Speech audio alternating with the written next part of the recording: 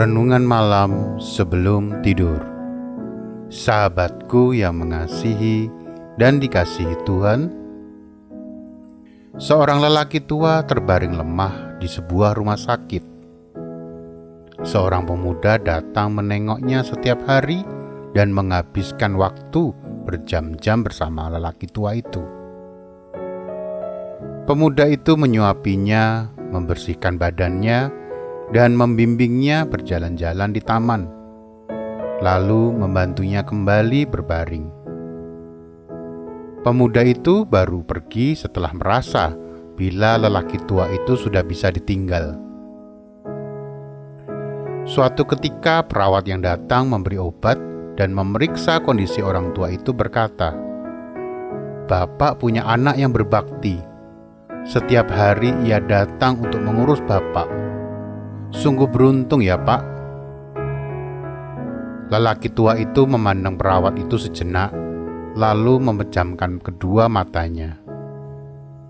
Dengan nada sedih, lelaki tua itu berkata, "Saya berangan-angan seandainya ia adalah salah seorang anak saya.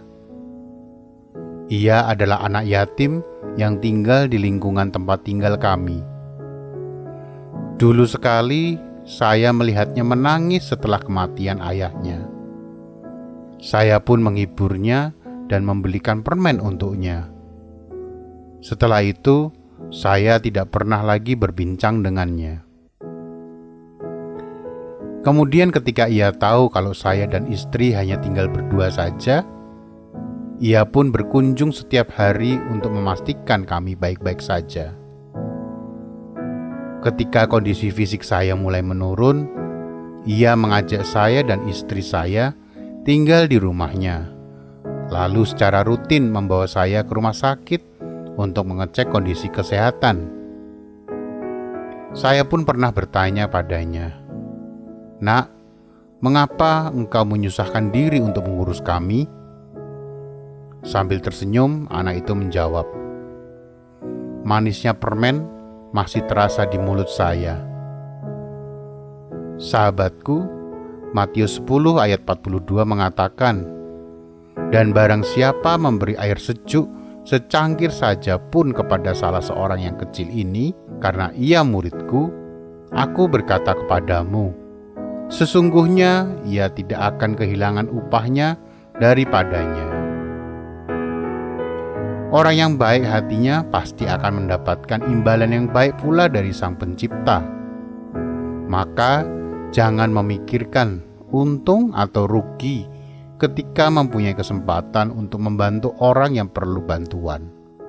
Lakukan saja perbuatan baik secara spontan, dengan hati yang tulus dan ikhlas, karena hukum Tuhan tidak pernah salah.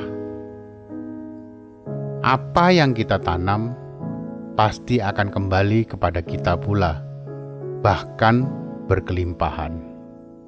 Mari kita berdoa. Ya Tuhan, banyak orang yang telah berbuat baik padaku.